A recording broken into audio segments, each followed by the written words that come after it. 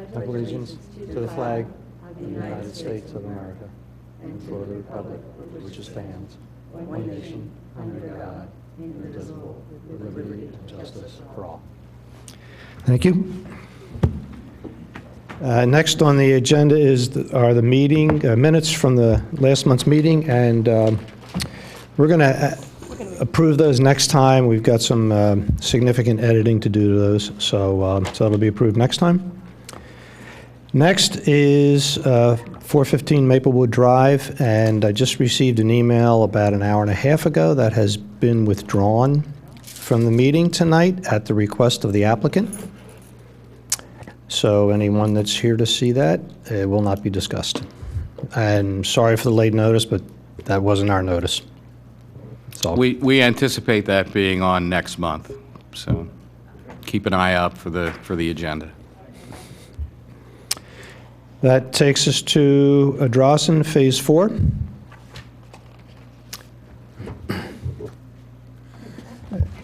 Right, and Charlie's going to recuse himself.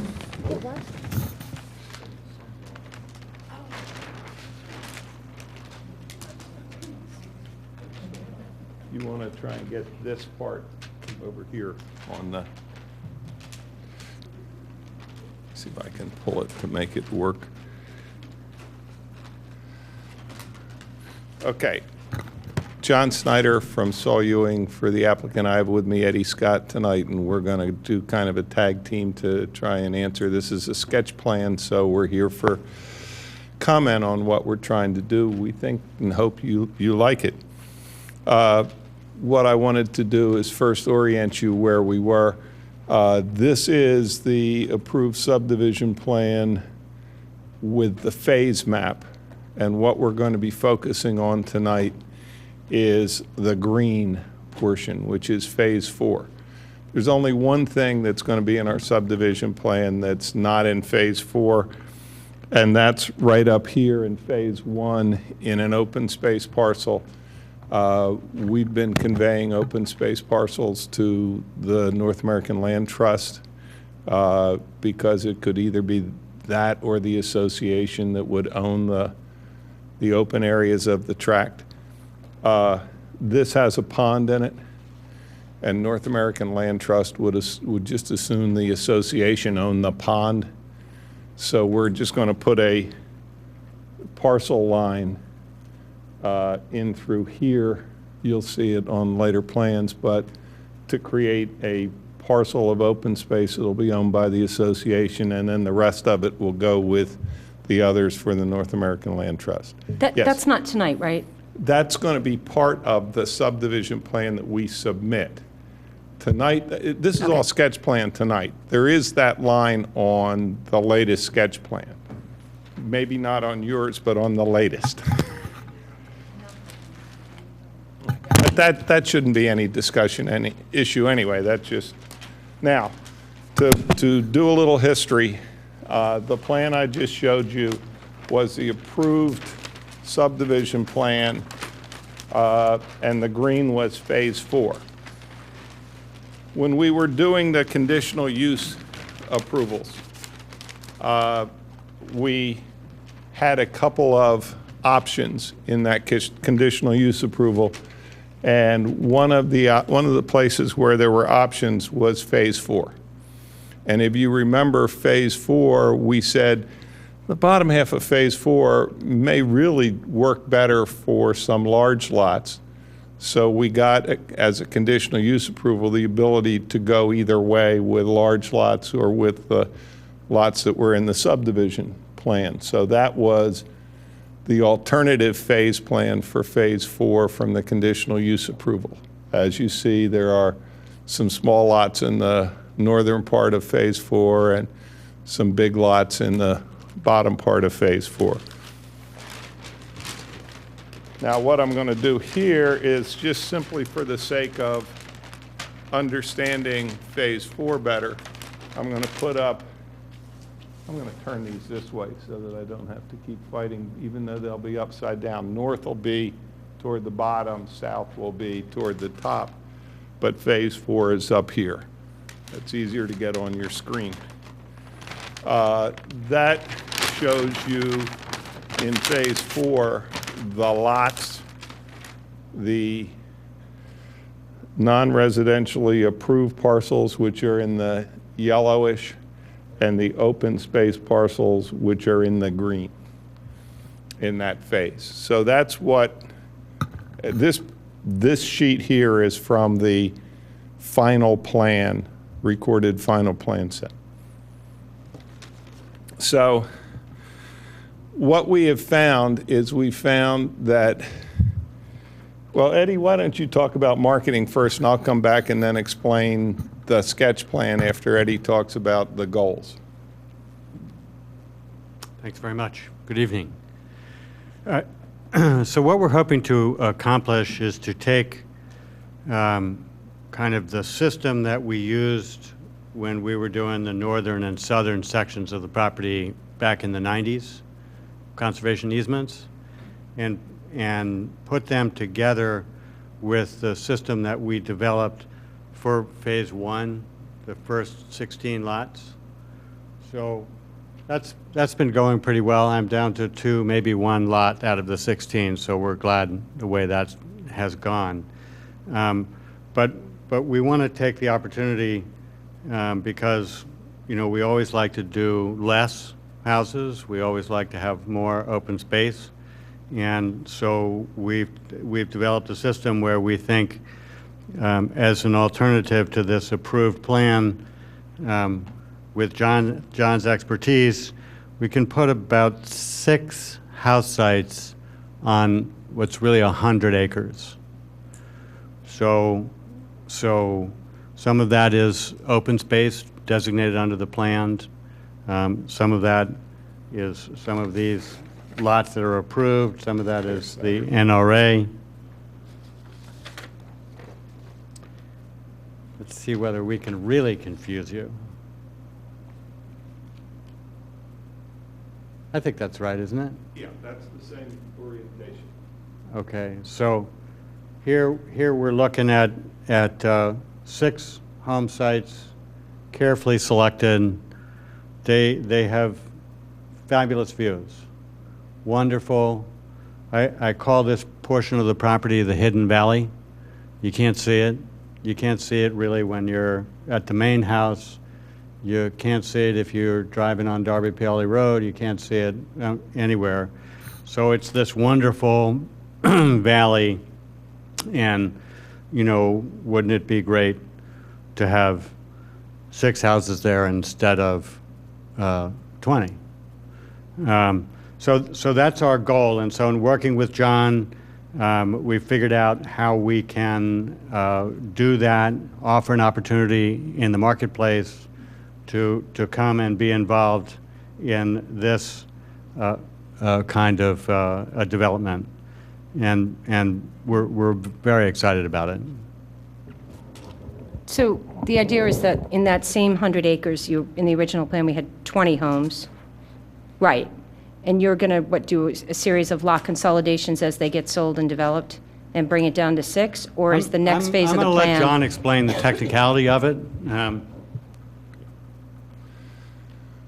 One of the things that is very important here is to create the opportunity to give conservation easements, give land to the North American Land Trust. We would still like to see all of the open space areas and some of the areas of these larger lots either owned and managed by the North American Land Trust.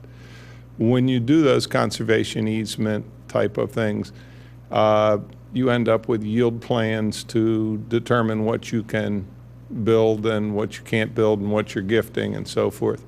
Well, we already have that. We have 20 approved lots and we have 4 or 5 approved NRA areas in that portion of the property. So our goal was to, leaving constant the 23.83 or whatever it is, acres of open space that's in that section. You saw from Gilmore's letter that in the sketch plan we hadn't quite gotten it to match up hundredth of an acre for a hundredth of an acre. We now have in the sketch plan I'm going to show you tonight, and we certainly will in the subdivision plan that we'll eventually present as a revised final. The key here is to take the 6 gray areas that are the best home sites, if we're going to end up with 6 houses down there, and make sure that they fall within a lot or 2 lots, not in NRA areas, but in lot areas, that the property lines that define the area that that person is supposed to control actually match up with lines that match our subdivision lines, so that the yield plans for any gifting that person wants to do are already there and established. So that's the whole purpose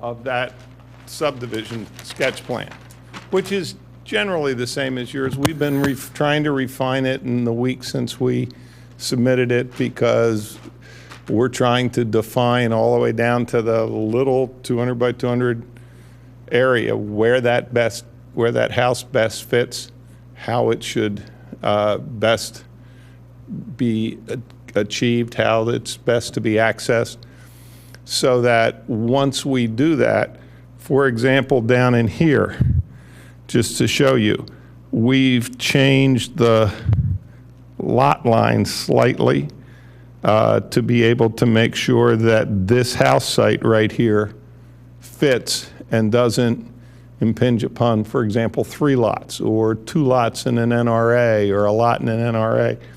If you go up to this house site, which is right in here, this is 117 or 417 and 418. You had 417, 18 here and here, but that singular house site is better to lower. So in this subdivision, for example, re-subdivision, we would move the approved lots down to where the NRA was and move the NRA up to where the houses are, so that that house site fits in something approved for residential development. But you're going to be incorporating the NRAs into those 6 lots. Is that my understanding? What we would end up doing is creating partnerships for those NRAs, but the people that buy those lots would be participants in those NRAs. The idea is that, for example, in this area here, this is open space. That would be conveyed to the to Knoll. This is it's now an NRA. It would become 2 lots, so that you can put a house in there, do a conservation easement, and go from 2 lots, 2 houses to 1 with a conservation easement.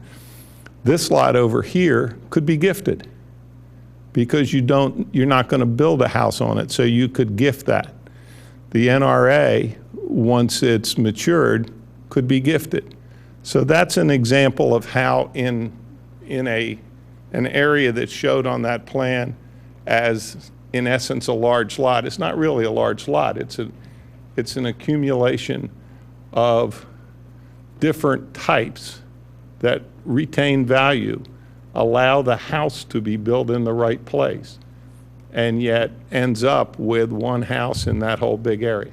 So I understand that, but the 2 questions, and I think this question actually came up in the original development subdivision phase. What happens if people don't participate in the NRAs? What if they just buy the lot and want it as their own private property? I think That's the first part of the question. And then the second part of the question is, why didn't it just get developed this way to begin with, taking advantage of that? Or did that have to do with the yields that we talked about in the value of the NRAs for all sorts of purposes, right? Quite frankly, from a value to the developer, the other way is much more valuable. No, the existing. Yeah, the more lots. The existing right. approved plan with Yes. the more lots. This is very attractive to Eddie from the standpoint of being able to move these parts of the property and to create a feeling in that special valley like he and his family would like. So that's why it was always an option down there. That's why we always had both plans on the table. Is there any guarantee there that let's say the person who would buy an NRA and 2 or 3 subdivided lots would not down the road decide to sell one of those subdivided lots?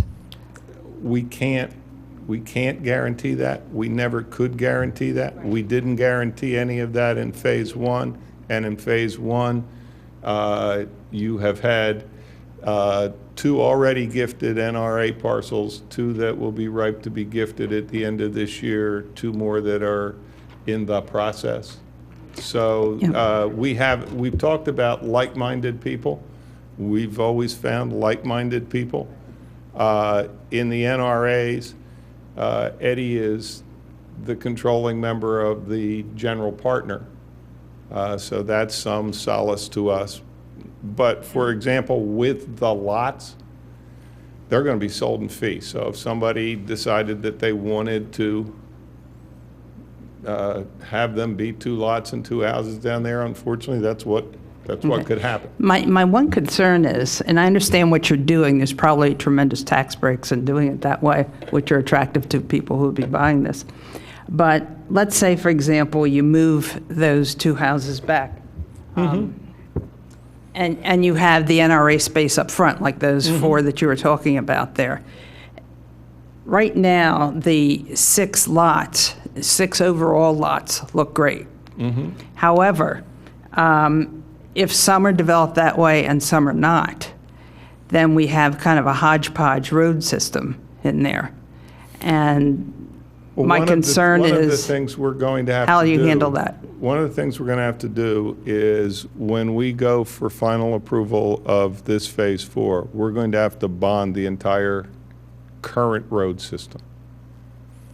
As gifts are made, as people decide what to do and do it the way we think they will, where you have a house here and you only need a driveway off of it to there, we will eventually come back in, or they will come back in with reverse subdivisions that will hopefully eventually only have this cul-de-sac back to here and this never built. But that's. Let me just pop in here for a second. There's. Sure. I'm sorry. So, I understand there's a natural range of questions which is, what happens if it doesn't work out the way you think it does. But at this point in time, and this is, I'm in my 20th year working on Ardrossan, doing the kind of things that we do. And so, what we've discovered in the process is really a better understanding about what people are looking for. Right? Nobody wanders out here with the idea that they're going to, slip one by me and, build 4 houses where we only thought there was going to be 1. Usually they're coming out and being like, so, I like the idea that this is part of a homeowners organization. And that addresses the fact that if you need to make a change, you can make a change with a reasonable percentage. One of the challenges to earlier efforts were you needed literally 100% plus the conservation organization to change anything. That's a very high hurdle to change just on a practical method. So when most people are coming out, they're coming out and they're comparing it to the projects that we've done before. There would be interested in this, and we do have interested parties in this because it's unique. Well, we have from Camp Woods Run south to Godfrey Road and Darby Paley Road on the west, we have 7 lots on 120 acres, all under conservation easement. So in the greater realm of things, this is 100 acres of planning area with 6 lots. So you put those two together, and that's a very, very unusual assemblage of land with parcels that, if you have like-minded people, can feel comfortable that they're all investing together. So if they, build a house that suits them, that's within our architectural guidelines, it's going to be compatible with their neighbors, and so all of those things from a management area, and those are all the things that we talk to people about. So with all the education that goes on with, what the possibilities are for gifting, for open space, for what is value. With all those conversations, we get to know the people who come pretty well, and they get to know us, pretty well. So it's kind of hard, you can't slip one by. The paperwork's too complicated, it takes too long. You kind of got to want to do it. So I would be, we're excited about this because we think that it expands our palette. It gives us an opportunity to address some things that we just haven't been able to address before, and it's very innovative, I think. So I think we're excited about that. We're excited about the opportunity, not about somebody slipping around behind us and figuring out how to, do 4 houses where they promised us there was going to be 1. Mr. Scott, I'm sorry. So you have a new updated sketch plan, and there's no loss of open space? Is that what you said? That's correct. And staff, Roger, you're gonna look at this. There's no, the areas that they're taking from or redoing the lines, is it any significant open space that had, resource value or landscape value? That's the kind of stuff you'll be looking at with this newly drawn plan? Yeah. There's really only one place where we've made adjustment to open space. Right where my finger is, because this was an NRA parcel and these were lots. There was a triangle right there that just kind of as default was included in this open space below it. Right. That needs to be in this lot. So where are you giving us back open space? Because you said the net is the same. What we've done, if you see here, is you can see can you see that faint red line across there?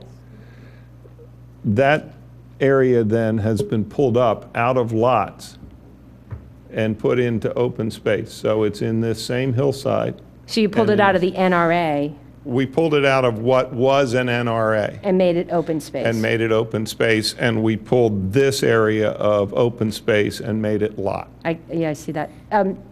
So, Roger, when you guys are looking at that, will you be making comment on whether or not there's any significant, I won't say loss of open space to us, but in terms of value of land or resources and whatnot for that area? Well, the ordinance only addresses area of open space, not, I believe, Not if you're quality. saying quality, I really am. doesn't address that. It's just purely area is how the And our the area ordinance of addresses open it. space required was like 51 acres, and our area of open space provided as open space in the approved subdivision plan was 90-some acres. No, that open space back there, that's not viewable or reachable from any public property, right? No, it's the valley with the stream corridor and the wetlands and so forth down in there. It's a natural corridor protection. Okay.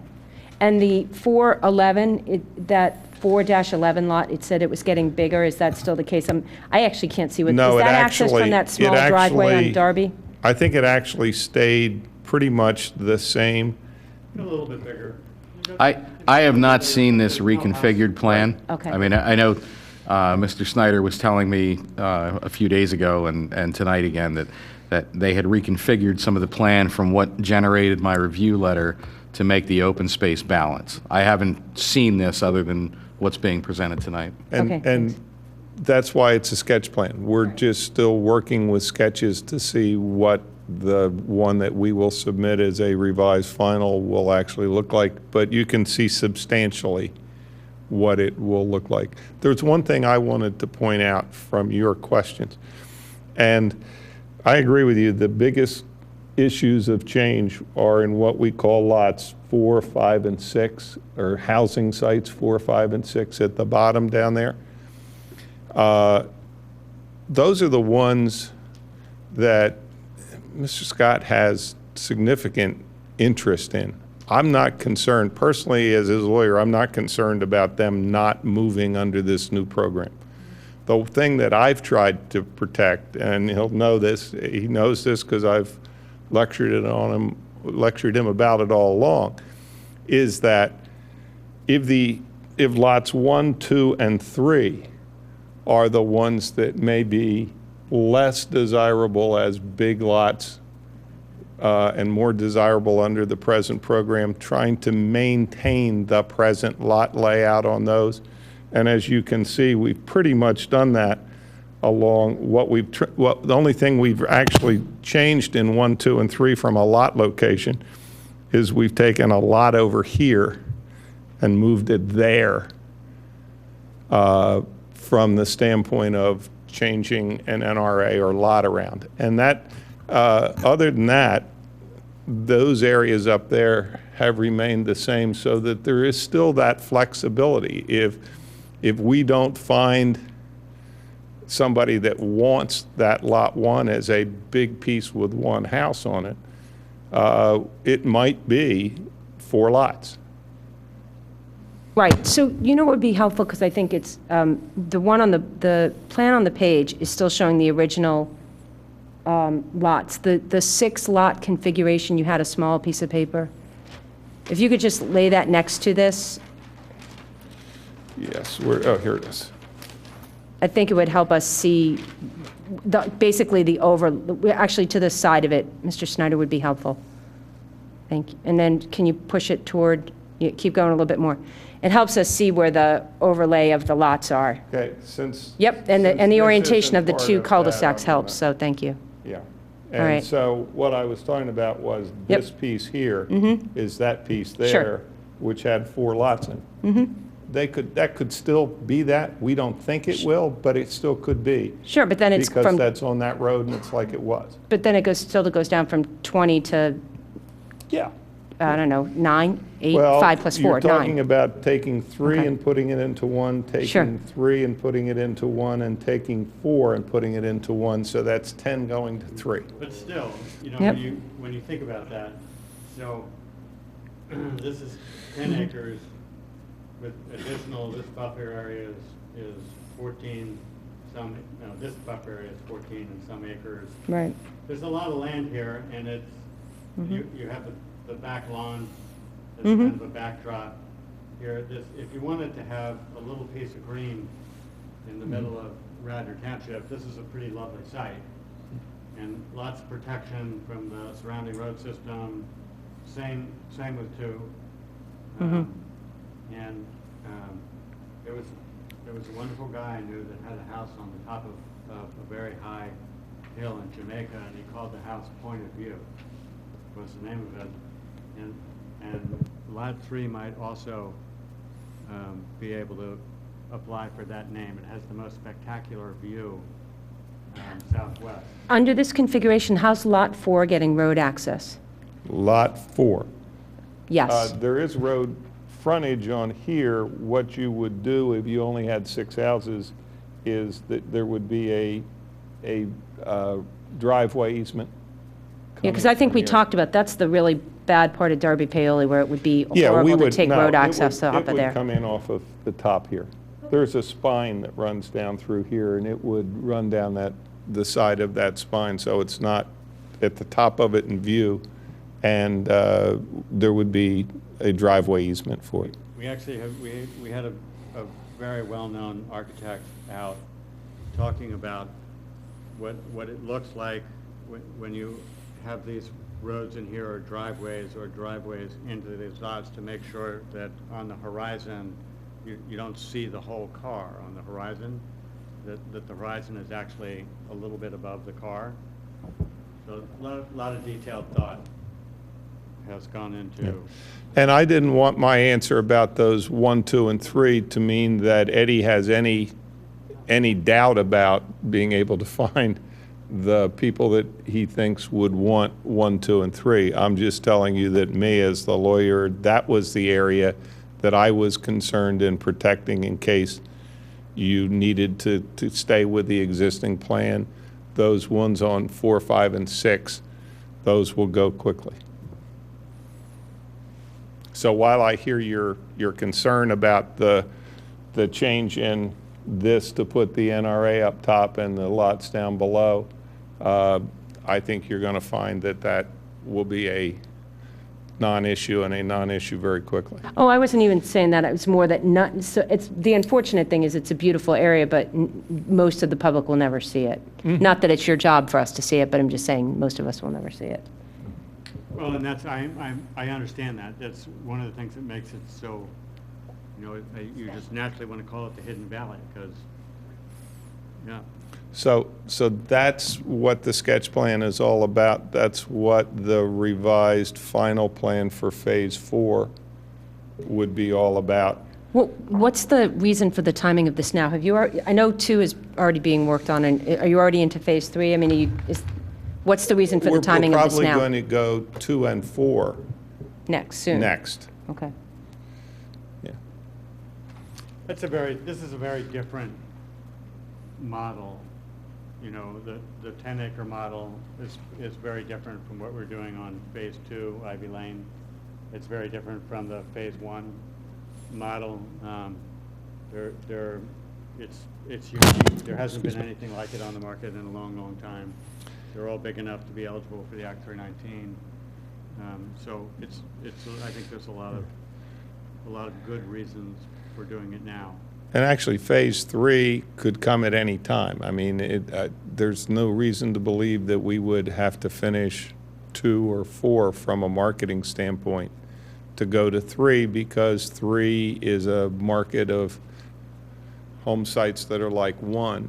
2 is unique, and with this, 4 would be unique. So the demand for what's in 2 and what's in 4, we may get people who want to be in the middle and may drive 3 to happen reasonably quickly. Sooner than we would anticipate. We don't, you know, we have flexibility. The one thing I just wanted to point out, because you can see it on this sketch plan here, here's that pond, and on this sketch plan, that's the line that makes this open space into 2 parcels, so that NALT can own this and the homeowners association can retain the pond. But the pond would still be open space. Oh yeah, okay. it's not, doesn't change its type. It just creates a different block of it so that it can be owned by the homeowners association, so that NALT isn't taking a pond and the responsibility for a pond. Okay. Thank you. Any public comment?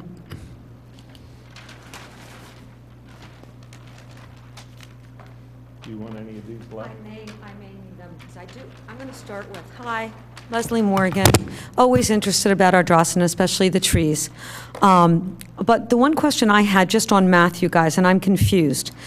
On your website, the township's website that all the public can view, I looked through it this weekend when I knew this meeting was coming up, and I noticed that the numbers don't jive with the numbers we were given on the agenda numbers. So Lawyer Schneider is correct that he's saying that there was like 25 or 27% of the total land mass was open space at the end with the final.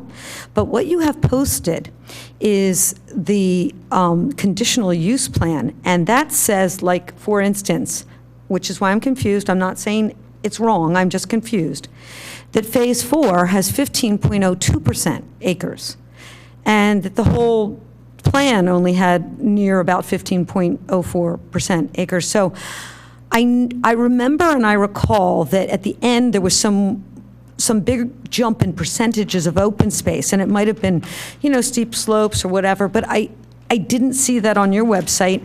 I didn't see that in my records, and I just would love either Mr. Scott or Lawyer Snyder to comment on that, because I'm confused, because in Phase 4, on the conditional, what's on Radnor Township's website, it says 13 home sites, and on 2 or 3 of them were existing, and there was going to be 10 new ones.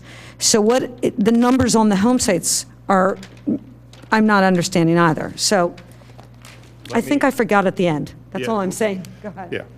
What happened at the end was, in our conditional use approval, we showed areas of open space that made the 15% we needed. That's what the conditional use plan showed. And if you look at this plan, you'll see shaded areas. And those shaded areas were the open space that made up the 15%, the 51 acres. And they were spread by phase so that each phase had sufficient open space to stand alone with respect to the 15%. When we subdivided and we looked at the areas that we called NRAs, there was no need to put more land in an NRA than could support the yield for that NRA as a value for it for that partnership. So the open space grew, for example, from, in this phase, from this shaded area to add this. This is an NRA. Actually, that's an NRA. This is open space. Part of that's an NRA. So areas that were not open space on the conditional use plan got added because they weren't needed to make up those non-residentially approved areas. So you ended up with 90-some acres of open space instead of 51. And that's what was approved on the subdivision plan, and that's the number that we're holding to on these revisions, not the 51, but the 90-some. So if you look at Phase 4, while Phase 4 had this is open space, this is open space, and this is open space, there's also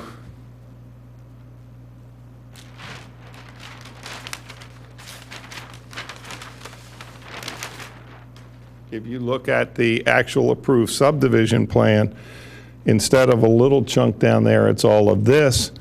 And then there's this area here, which wasn't shown as open space on that other plan.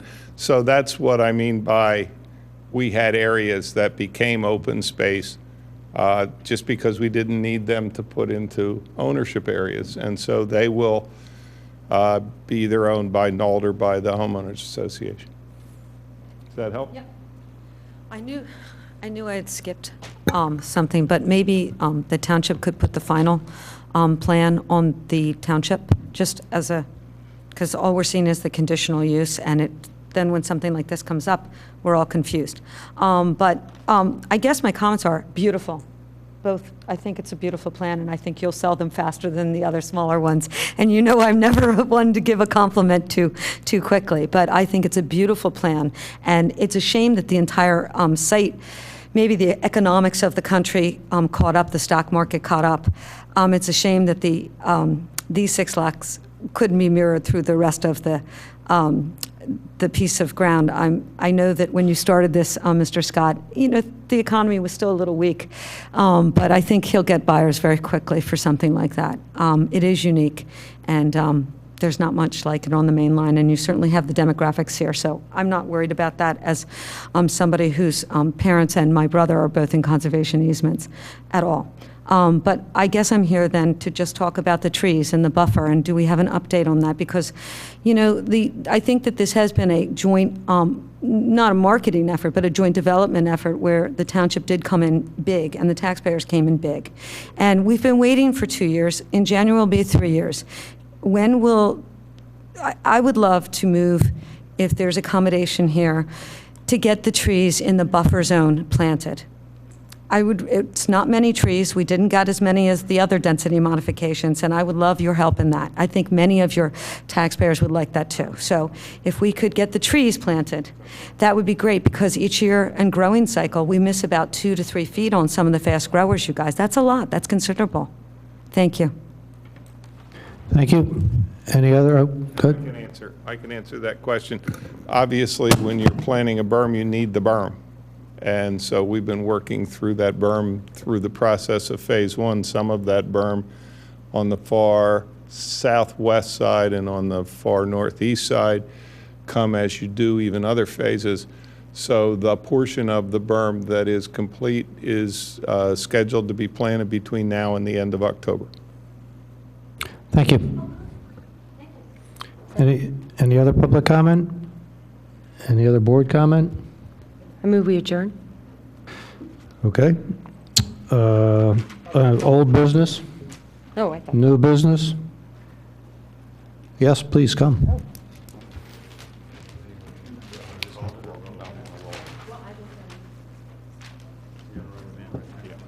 Sarah Pilling from Garrett Avenue. As I've aged a bit and my cataracts have gotten worse, and I'm actually having my second surgery tomorrow, I've begun to notice lights. And I've spoken to Susan about this, that some developments are putting in what I'm going to call advanced bulbs, whether they're LEDs or something very bright, but the fixtures are not appropriate to the new lights. Specifically, I personally am impacted by the new light bulbs at Radnor House.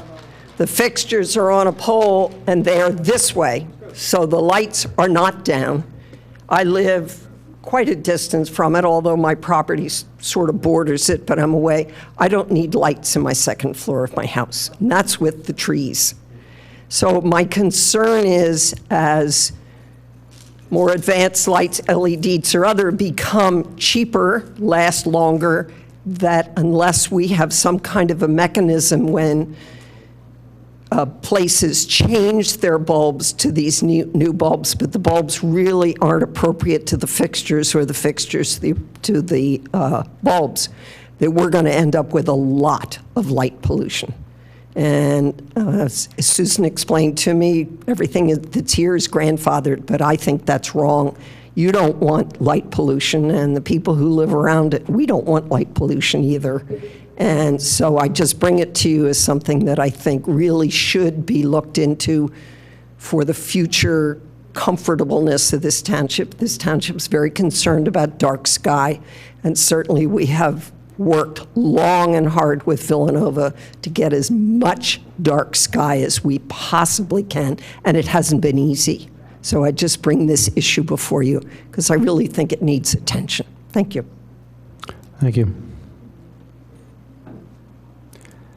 You know what, let's just... I have a question on that. Let's say, for example, Radnor House. If, when that was developed, there was a certain light standard where it's not supposed to go on adjacent property. I guess this is more for you folks. Can they be held to that, whatever that standard was at that point?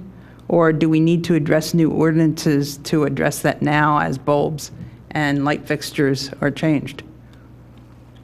They would still be required to follow the ordinances at the time of when they were approved. I think that becomes an enforcement issue, and I don't want to pass the buck, but Kevin's not here. I think that would fall under code. Now's the time to pass it to him. so I can mention that to Kevin Okay. when I see him That this would be week. great. And I don't know if, we'll have to talk about it. I don't know if that falls under an enforcement issue or if it's something else. I think we're going to have more and more people doing it. And also, people aren't aware that there's different color temperatures of bulbs. And you can get bulbs that will fit a fixture better, but you need to do a little research. And perhaps whoever the utility person is who did that didn't do any of that. But I think we need to address that factor sooner rather than later, even if it's just something we temporarily put together to get in the code to handle situations like this.